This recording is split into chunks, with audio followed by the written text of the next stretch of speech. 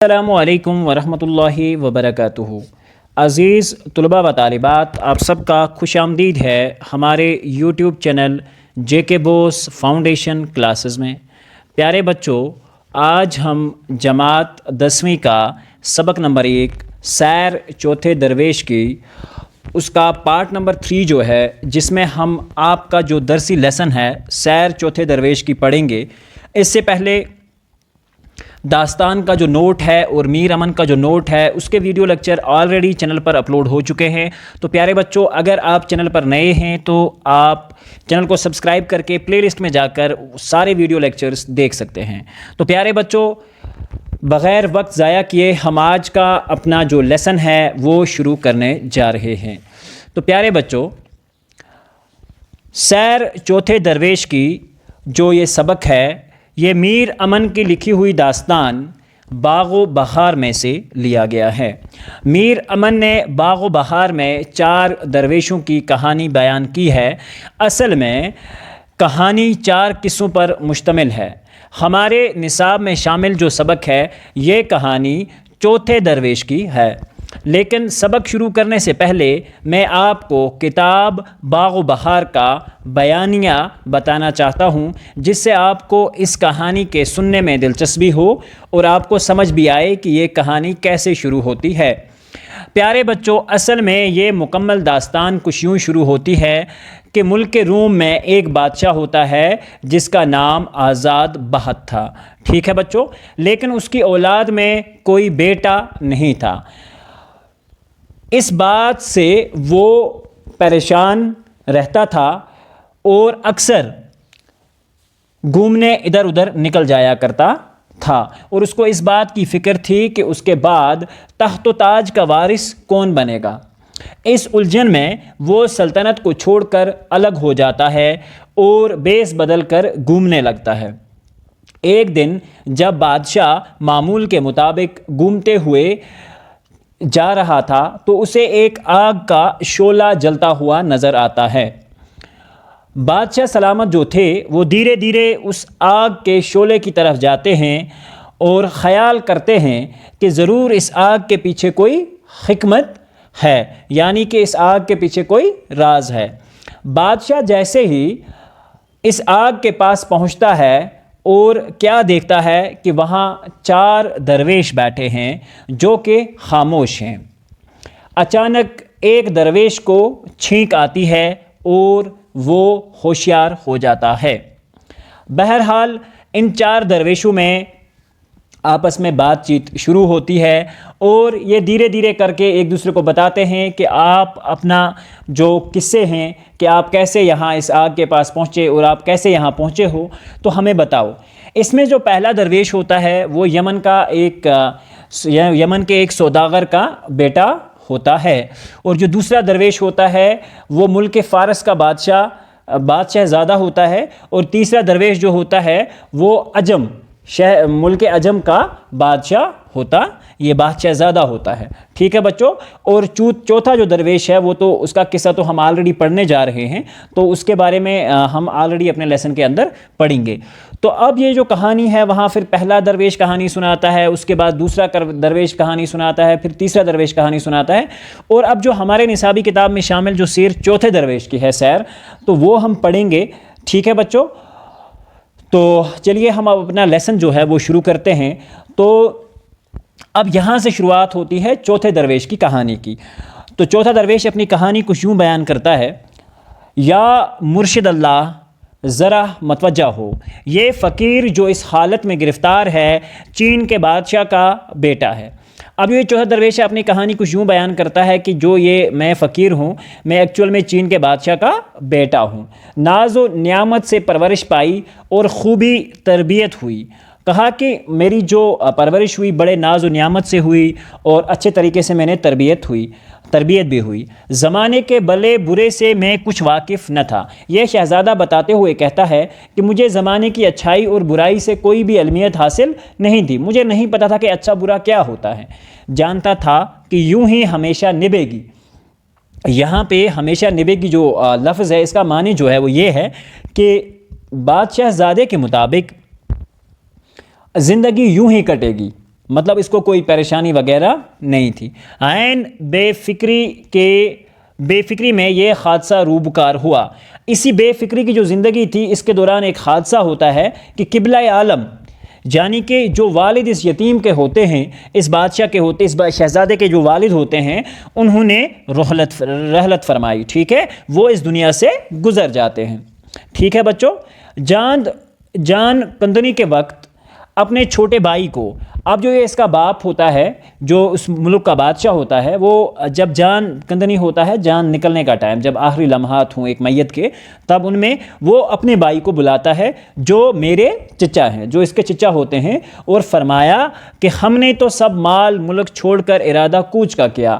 کہتا ہے اس بھائی سے کہ ہم نے تو اب یہ سارا جو ملک ہے، تخت و تاج چھوڑ کر ہم تو اب نکل جا رہے ہیں، ٹھیک ہے، ہمارے تو مرنے کا وقت جو ہے اب ہو گیا، ہم تو اب یہاں سے اس دنیا فانی سے کوچ کرنے جا رہے ہیں، لیکن یہ وصیت میری تم بجا لائیو۔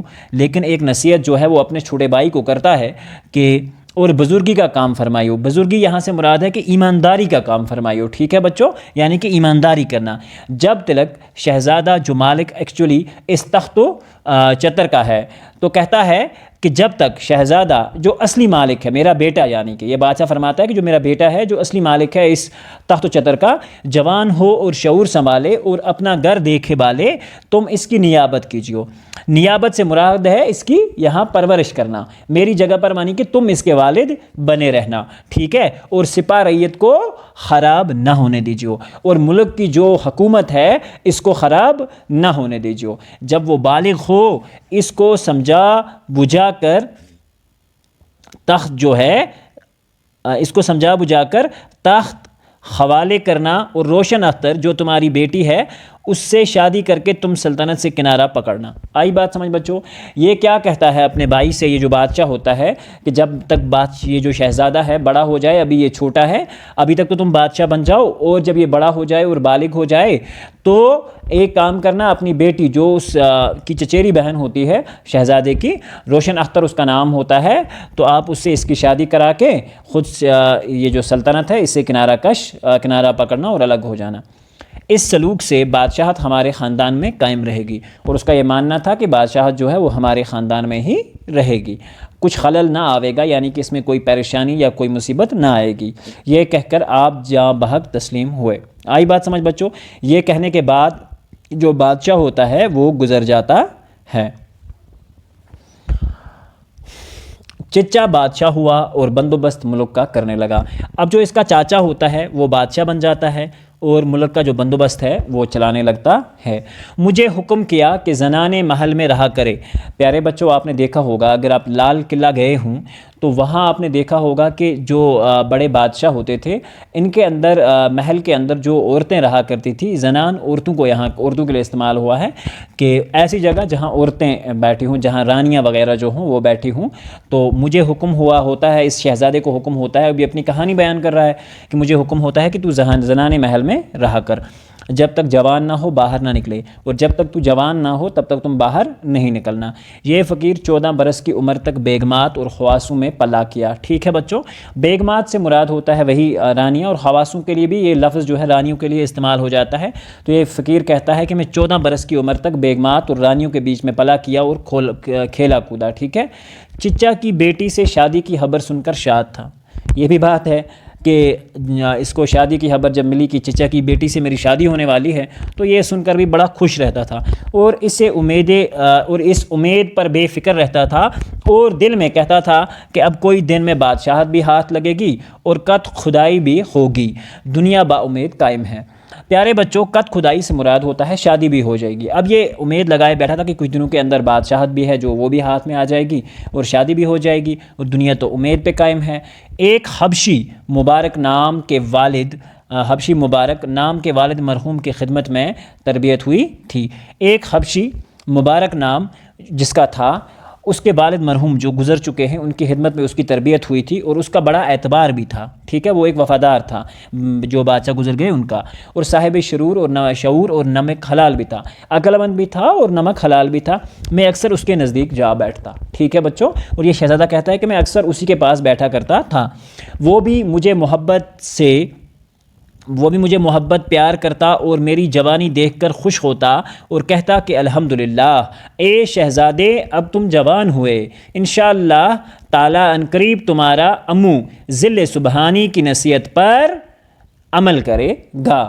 اور جب بھی میں اس کے پاس بیٹھتا تو وہ مجھے پیار کرتا اور میری جوانی کو دیکھ کر خوش ہوتا اور کہتا کہ الحمدللہ، اللہ کا شکر ادا کرتا کہ اب تم جوان ہو گئے ہو اور عنقریب تمہارا جو امو سے مراد ہوتی ہے چچا، آئی بات سمجھ سر، انکل کو چچا کہتے ہیں۔ ذل سبحانی یعنی کہ جو بادشاہ جو تھے ہمارے، ان کی جو بات ہے اس پر عمل کرے گا۔ آئی بات سمجھ بچوں؟ شاباش۔ تو بڑھتے ہیں ہم آگے، پڑھتے ہیں اگلا جو پیج ہے اس کے اوپر۔ عمل کرے گا اور اپنی بیٹی اور تمہارے والد کا تخت تمہیں دے گا، اور کہتا ہے کہ اپنی بیٹی کی شادی بھی کرائے گا اور تخت بھی تمہارے حوالے کرے گا۔ ایک روز یہ اتفاق ہوا کہ ایک ادنا سہیلی نے بے گناہ میرے تئیں ایسا تماچا کھینچ مارا کہ میرے گال پر 5 انگلیوں کا نشان اکھڑ آیا۔ میں روتا ہوا مبارک کے پاس گیا، اس نے مجھے گلے لگایا اور آنسو آستین سے پوچھے اور کہا کہ چلو آج تمہیں بادشاہ کے پاس لے چلوں، شاید دیکھ کر مہربان ہو اور لائق سمجھ کر تمہارا حق تمہیں دے۔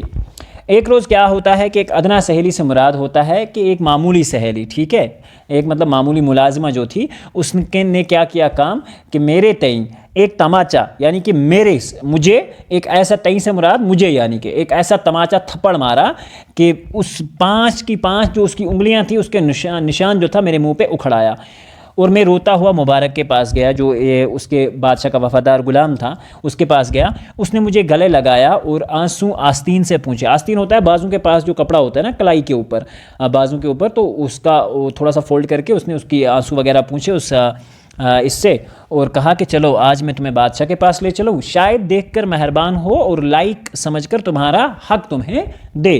اور یہی چیز کہی کہ میں تمہیں اب بادشاہ کے پاس لے جاتا ہوں اور شاید تمہارا حق سمجھ کر وہ تمہیں حق ادا ہے جو کرے، یعنی کہ بادشاہت اور اپنی بیٹی سے تمہارا نکاح کروائے۔ آئی بات سمجھ بچوں؟ شاباش۔ اسی وقت چچا کے حضور میں لے گیا اور اسی وقت مجھے کہا کہ چلو ہم چچا کے پاس چلتے ہیں۔ چچا نے دربار میں نہایت شفقت کی اور پوچھا کہ کیوں دلگیر ہو، آج یہاں کیوں آئے ہو؟ تو بادشاہ کے پاس جیسے ہی لے گیا تو بادشاہ نے فرمایا کہ کیوں دلگیر ہو، کیوں پریشان ہو، آج یہاں کس لیے آئے ہو؟ کیوں کر سے مراد ہے کہ یہاں کس طرح آئے ہو، کس کام سے آئے ہو؟ مبارک بولا کہ کچھ عرض کرنے آئے ہیں۔ یہ سن کر خود بہت کہنے لگا کہ اب میاں کا بیاہ کرا دیتے ہیں۔ بیاہ سے مراد یہاں پہ شادی ہے۔ آئی بات سمجھ بچوں؟ بیاہ سے مراد شادی ہے، کہ خود ہی فرمانے لگا چچا کہ اب اس کی شادی کرانے کا وقت ہو گیا۔ مبارک نے کہا بہت مبارک ہے، ٹھیک ہے، یہ مبارک نامی جو غلام تھا اس نے کہا بہت مبارک ہے۔ وہیں نجومی اور رمالوں کو روبرو طلب کیا اور اوپری دل سے پوچھا کہ اس سال کون سا مہینہ اور کون سا دن اور گڑی مہورت مبارک ہے۔ پیارے بچوں، نجومی اور رمال یہ دونوں ایسے لفظ ہیں۔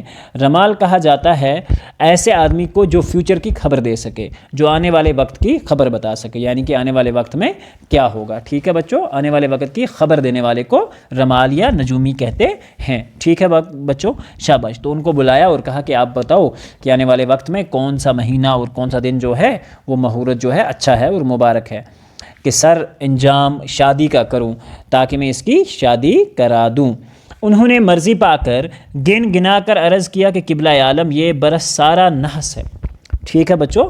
تو انہوں نے کچھ گنایا اور اوپرے دل سے اس نے پوچھا بھی تھا، ان کو سمجھایا بھی ہوتا پہلے، کہا کہ یہ حضرت اس سال تو کوئی سال ایسا نہیں ہے، کوئی دن بھی اچھا نہیں ہے، یہ پورا برس جو ہے منحوس ہے، اس برس میں کوئی بھی اچھا کام آپ نہیں کر سکتے۔ آئی بات سمجھ بچوں؟ شاباش۔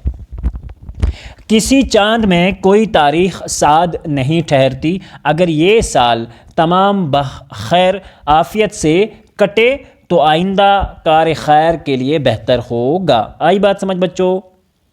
تو نجومی فرماتے ہیں کہ کیا ہوا کام کہ انہوں نے کہا کہ اس سال کے پورے کیلنڈر کو ہم نے دیکھا اپنے علم کے حساب سے، لیکن اس پورے سال کے کیلنڈر میں کوئی بھی ایسی تاریخ ہے جو صحیح نہیں ہے، ٹھیک ہے، اگر یہ سال بخیر و عافیت سے گزر جاتا ہے تو آئندہ کار خیر سے بھی یہاں مراد شادی ہے۔ آئی بات سمجھ بچوں؟ کار خیر سے بھی مراد شادی ہے، تو اگلا سال جو ہے شادی کے لیے بہتر ہوگا۔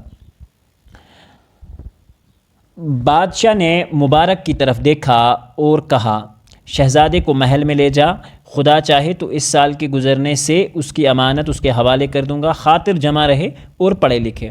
تو بادشاہ نے مبارک کی طرف دیکھا اور کہا شہزادے کو آپ محل میں لے جاؤ، خدا نے اگر چاہا تو اگلے سال میں اس کی امانت بھی اسے حوالے کر دوں گا، اور یہ بغیر فکر رہے، ٹینشن کے بغیر جائے، پڑھے لکھے آرام سے اگلے سال اس کے ساتھ جو بھی حساب کتاب ہے وہ کریں گے۔ مبارک نے سلام کیا اور مجھے ساتھ لیا، محل میں پہنچا دیا۔ اب مبارک نے بادشاہ کے حضور سلام عرض کرتے ہوئے کہا کہ چلو حضرت ٹھیک ہے، میں نکلتا ہوں، اور مجھے ساتھ لے کر وہ محل میں چلا گیا۔ 2-3 دن کے بعد مبارک کے پاس گیا، مجھے دیکھتے ہی رونے لگا۔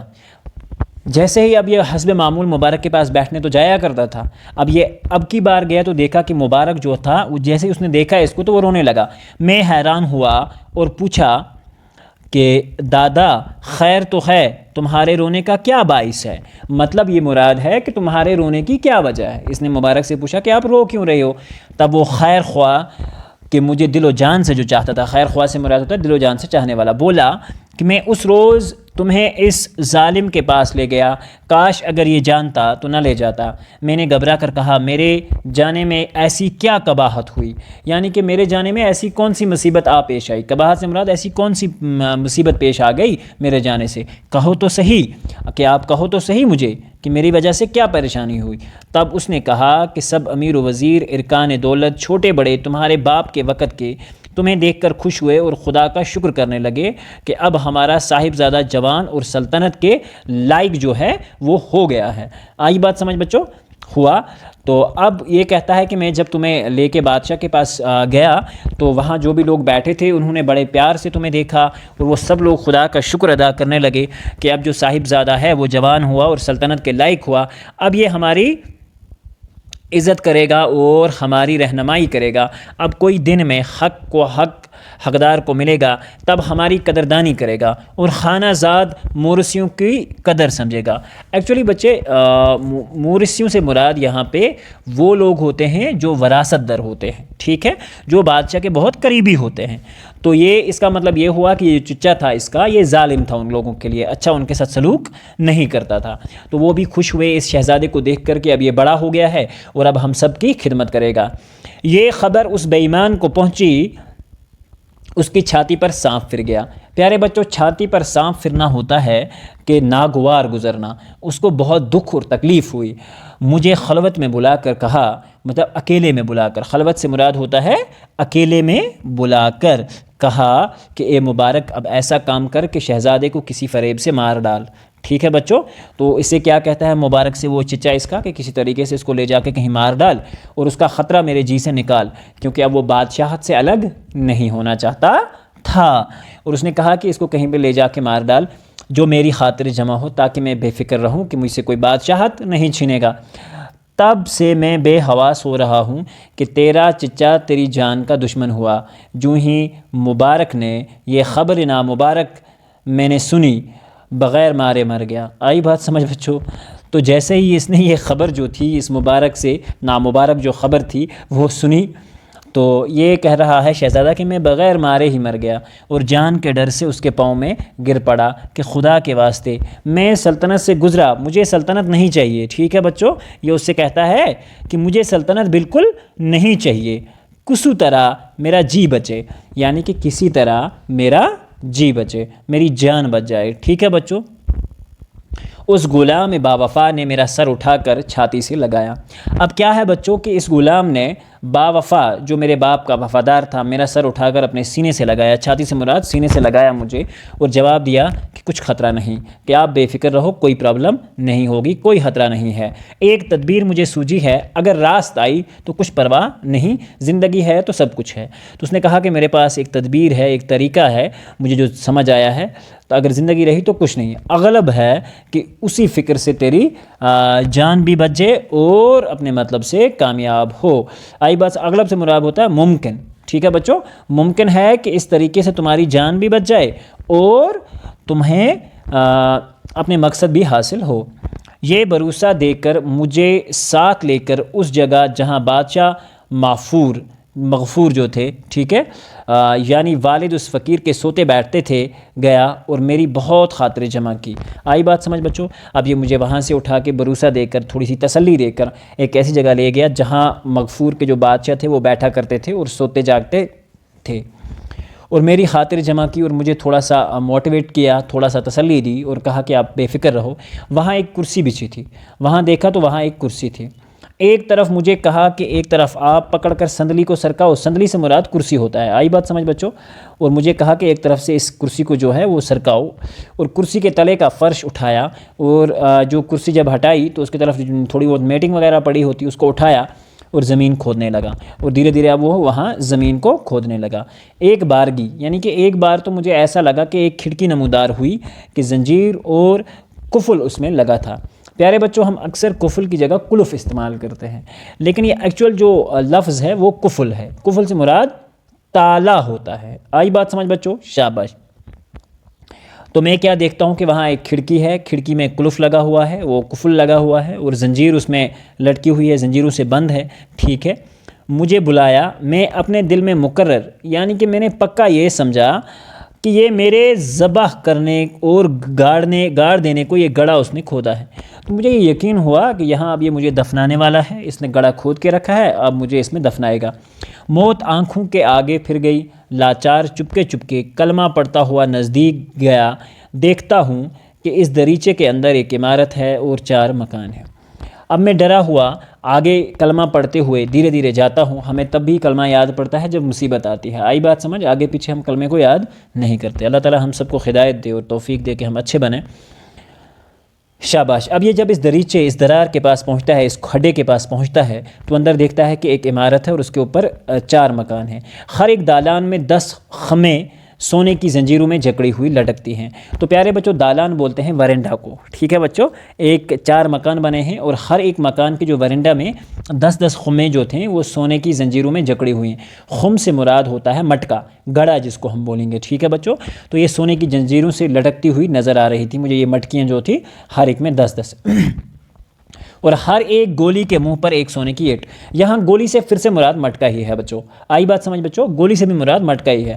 ہر ایک اس جو مٹکا تھا اس کے منہ کے اوپر ایک سونے کی اینٹ رکھی ہوئی ہے، اور ایک بندر ہے جو جڑاؤ سے مراد ہوتا ہے بچوں قیمتی پتھر، مطلب مختلف قسم کے قیمتی پتھروں کا ایک جڑاؤ کا بنا ہوا ایک بندر جو ہے اس کے اوپر بیٹھا ہے۔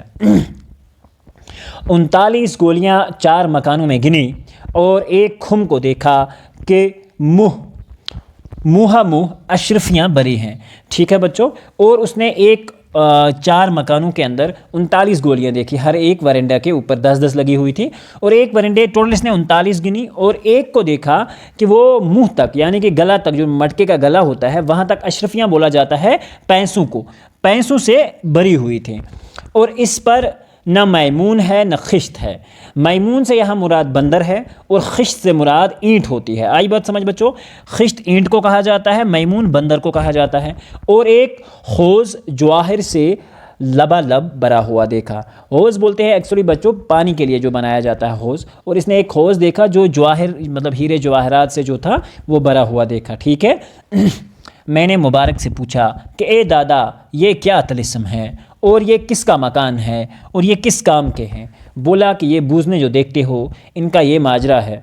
اب یہ اس نے اس سے پوچھا کہ یہ جو ساری چیزیں میں دیکھ رہا ہوں، مٹکے دیکھ رہا ہوں، کسی کے اوپر اینٹ ہے تو کہیں یہ اینٹیں نظر نہیں آ رہی ہیں، تو یہ سارا جو ہے یہ کیا طلسم ہے، یہ کیا عجیب و غریب دنیا ہے، یہ مکان کس کے ہیں اور یہ کس کام کے ہیں؟ بولا کہ یہ بوزنے جو تو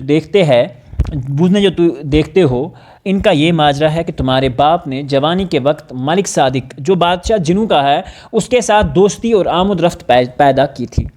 اب یہ بتاتا ہے اس شہزادے کو کہ تمہارے جو والد محترم تھے ان کی دوستی جنوں کے ایک بادشاہ جس کا نام صادق ہوتا ہے، ملک صادق کے ساتھ تھی، اس کے ساتھ دوستی اور آمد رفت پیدا کی، چنانچہ ہر سال ایک دفعہ کئی طرح کے تحفے جو تھے ادھر ادھر شیئر ہوتے تھے۔ اب ہم آگے پیج کو ٹرن کرتے ہیں، شاباش۔ ایک دفعہ کئی طرح کے تحفے، خوشبوئیں اور اس ملک کی جو سوغاتیں لے جاتے اور ایک مہینے کے قریب اس کی خدمت میں رہتے۔ جب رخصت ہوتے تو ملک صادق ایک بندر زمرد کا دیتا، ٹھیک ہے بچوں. اب یہ کہتا ہے کہ تمہارے باپ کی جو دوستی تھی، جنہوں کے ایک بادشاہ تھے، تو وہ کیا کام کرتے تھے؟ جب بھی ان سے ملنے جاتے تھے تو اپنے ملک کی کچھ چیزیں، کچھ تحفے، کچھ گفٹ جس کو ہم کہیں گے، وہ ملک صادق کے لیے لے جاتے تھے. اور وہاں سے ملک صادق ان کو ایک بندر جو زمرد کا بنا ہوتا ہے، یہ بھی ایک طرح کا قیمتی پتھر ہے بچوں، ٹھیک ہے، اور یہ اس کا بنا ہوا ایک بندر جو تھا وہ بادشاہ کو دیتا تھا. ہمارا بادشاہ اسے لا کر تہہ خانے میں رکھتا. تہہ خانہ ہوتا ہے جو زمین کے اندر کھدی ہوئی ایک جگہ ہوتی ہے جو چھپا ہو، باقیوں سے چھپا ہو، اس میں رکھ دیتے. اس بات سے سوائے میرے کوئی دوسرا مطلب نہ تھا. تو یہ کہہ رہا ہے کہ اس بات سے میرا کوئی مطلب نہ تھا، آپ بے فکر رہو، آپ ڈرو مت. ایک مرتبہ غلام نے عرض کی کہ جہاں پناہ لاکھوں روپے کے تحفے لے جاتے ہیں اور وہاں سے ایک بوزنا پتھر کا مردہ آپ لے آتے ہیں، اس کا آخر کیا فائدہ ہے؟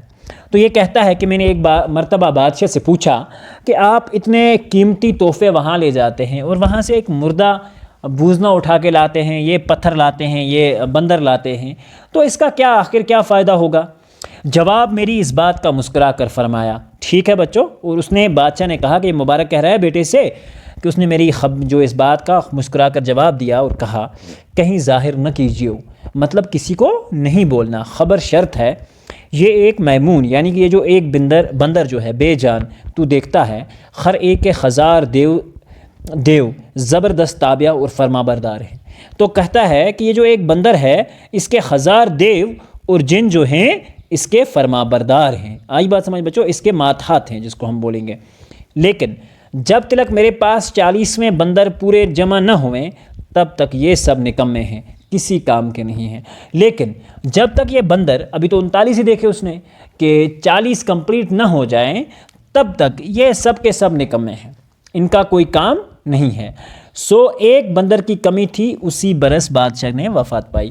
اب اس سارے کام میں صرف ایک ہی بندر کی اب کمی بچی تھی، تو اسی سال بادشاہ کی ڈیتھ ہو جاتی ہے اور بادشاہ وفات پا جاتا ہے. تو وہ بندر جو 39واں اس نے ایک خالی دیکھا تھا، وہ بندر وہی تھا. ٹھیک ہے، اس کے اوپر جو بندر اور خشت تھی وہ موجود نہیں تھی. اتنی محنت کچھ نیک نہ لگی، اس کا فائدہ ظاہر نہ ہوا. اے شہزادے، تیری یہ حالت بے کسی دیکھ کر مجھے یاد آیا اور یہ جی میں ٹھہرایا کسی طرح تجھ کو ملک صادق کے پاس لے چلوں اور تیرے چچا کا ظلم بیان کروں. تو اس محنت، مطلب اتنی محنت جو تھی، انہوں نے 39 بندر جو لائے تھے کسی کام کے نہیں تھے، اور یہ میں تیری اب جو یہ حالت دیکھ رہا ہوں تو مجھے دل میں آتا ہے کہ میں اگر تجھے کسی طرح ملک صادق کے پاس لے چلوں تو وہ تیرے باپ کا دوست ہے اور شاید تمہاری مدد کرے. غالب ہے کہ وہ دوستی تمہاری باپ کی یاد کرے کہ ایک بوزنا جو باقی ہے تجھے دے، ٹھیک ہے، اور ایک جو بندر جو باقی ہے وہ تجھے دے دے. تب ان کی مدد سے تیرا ملک تیرے ہاتھ آئے گا اور چین ماں چین کی سلطنت تو بخاطر جمع کرے. ٹھیک ہے بچوں. اب دیکھو، ایک تو کہہ رہا ہے کہ تیرے ہاتھ میں چین بھی آئے گا اور چین کی سلطنت بھی آئے گی. آئی بات سمجھ بچوں؟ اور بالفعل اس حرکت سے تیری جان بچتی ہے اور ممکن ہے کہ اسی کام سے تیری جان بھی بچ جائے. اگر اور کچھ نہ ہوا تو اس ظالم کے ہاتھ سے سوائے اس تدبیر کے کوئی اور صورت مخلصی کی نظر نہیں آتی. تو اب یہ شہزادے سے کہتا ہے کہ مجھے تو اگر یہ بھی پاسبل نہیں ہے تو پھر اس کے بغیر میرے پاس کوئی اور صورت نہیں ہے جس سے میں تمہاری جان بچا سکوں. میں نے اس کی زبانی یہ سب کیفیت سن کر کہا کہ دادا جان، آپ تو میری جان کا مختار ہیں. ٹھیک ہے، کہ اب تو میری جان کا مختار ہے. ٹھیک ہے دادا جان، اب تو میری جان کا مختار ہے، یعنی کہ اب میری جان کا تو تیرے حوالے ہے. تو مارنا چاہے تو مار دے، تو ہی اب میرا بچانے والا ہے. اب تو ہی مجھے بچا سکتا ہے. جو میرے حق میں بلا ہو، جو میرے لیے اچھا ہو سو کر، مطلب وہی کرو. میری تسلی کر کے آپ عطر اور بخور، ٹھیک ہے، اور جو کچھ وہاں کے لیے لے جانے کے خاطر مناسب جانا خریدنے کرنے بازار میں گیا. ٹھیک ہے، عطر ایک طرح کی مشک ہوتی ہے، ایک طرح کی خوشبو ہوتی ہے جو لوگ اکثر پسند کرتے ہیں. بخور بھی ایک طرح کا جلانے کا ہوتا ہے، خوشبو جلانے کا، جیسے ہمارے گھروں میں اگر بتی ہوتی ہے. ٹھیک ہے، مشک تج جس کو بولتے ہیں. ٹھیک ہے بچوں، تو وہ ہوتی ہے اور اسی طرح کی خوشبو کا ایک سامان ہے.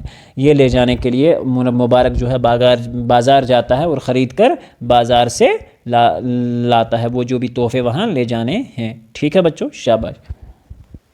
دوسرے دن میرے اس کافر چچا کے پاس جو بجائے ابو جہل کے تھا.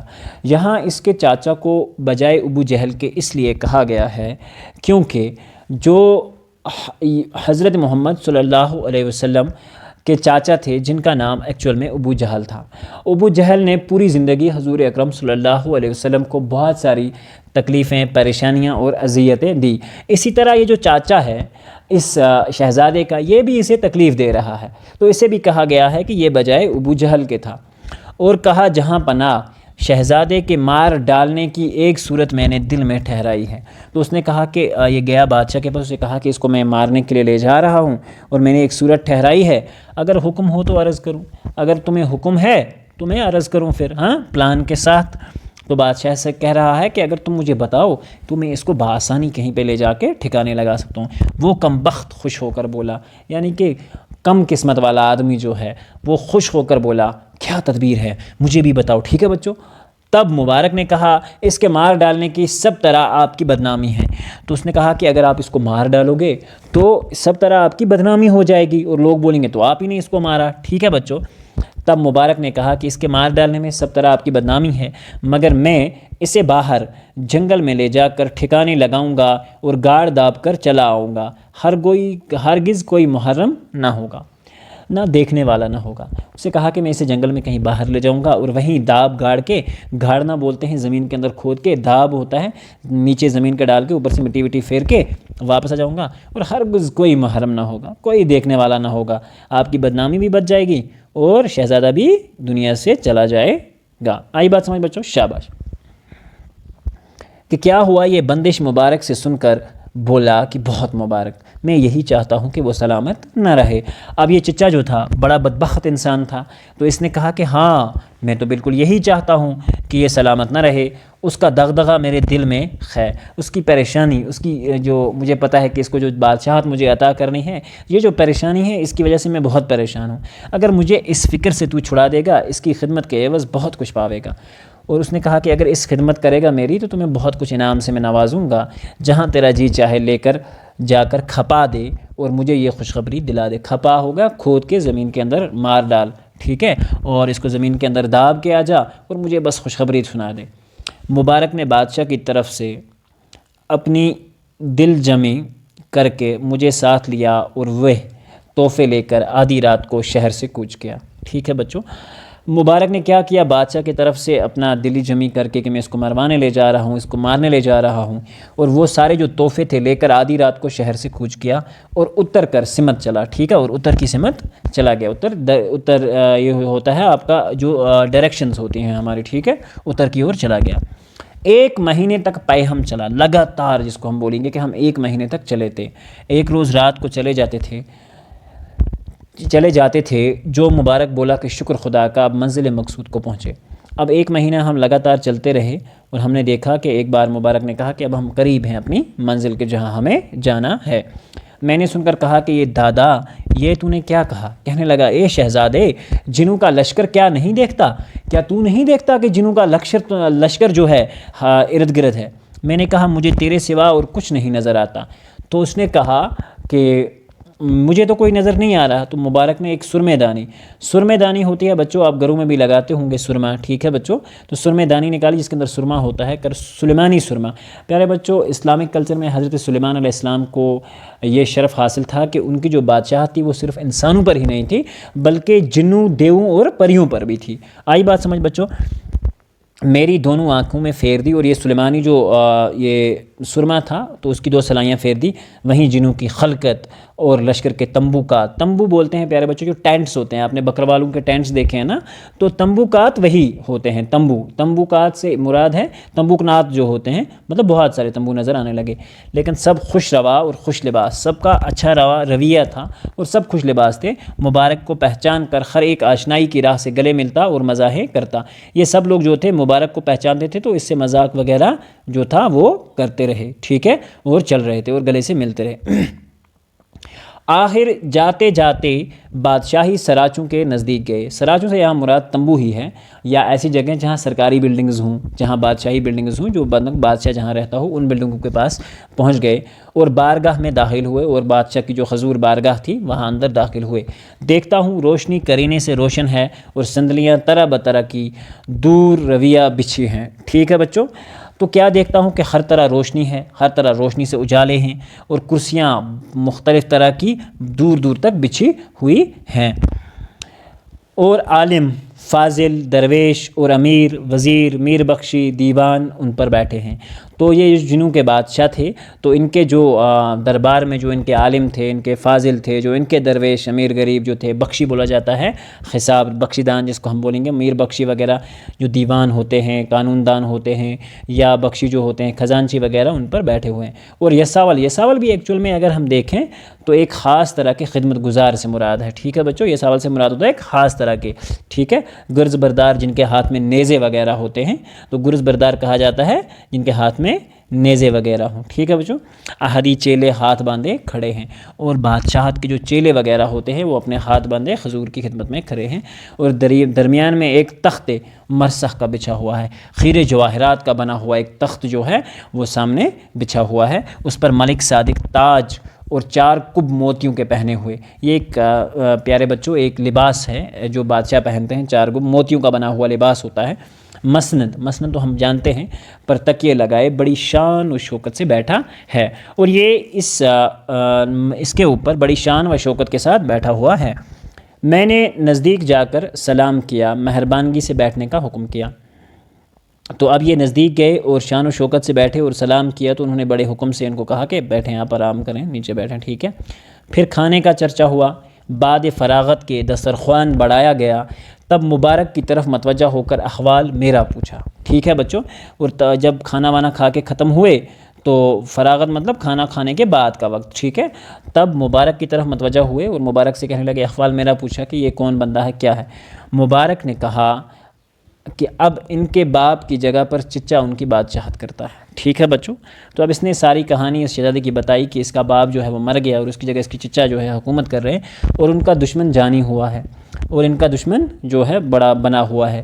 مبارک نے کہا کہ اب ان کے باپ کی جگہ پر چچا ان کا بادشاہت کرتا ہے اور ان کا دشمن جانی بنا ہوا ہے، اس لیے میں انہیں وہاں سے لے کر بھاگ کر آپ کی خدمت میں لایا کہ یتیم اور سلطنت ان کا حق ہے، ٹھیک ہے، یہ یتیم ہیں اور اس کا سلطنت جو ہے اس کا حق ہے، لیکن بغیر مربو کسی سے کسو سے کچھ نہیں ہو سکتا، لیکن ٹھیک ہے بچوں، بغیر کسی مربی کسو کے، مطلب مہربان جس کو ہم کہیں گے، لیکن کسی مہربان کی مدد کے بغیر ایسا کچھ ہو نہیں سکتا۔ حضور کی دستگیری کے باعث اس مظلوم کی پرورش ہوتی ہے، ٹھیک ہے بچوں۔ تو مطلب یہ ہے کہ آپ کے اگر باعث اس کی کوئی مظلوم کی پرورش ہو جائے یا اس کی کوئی مدد ہو جائے تو ان کے باپ کی خدمت کا حق یاد کر کے ان کی مدد فرمائیے، ٹھیک ہے۔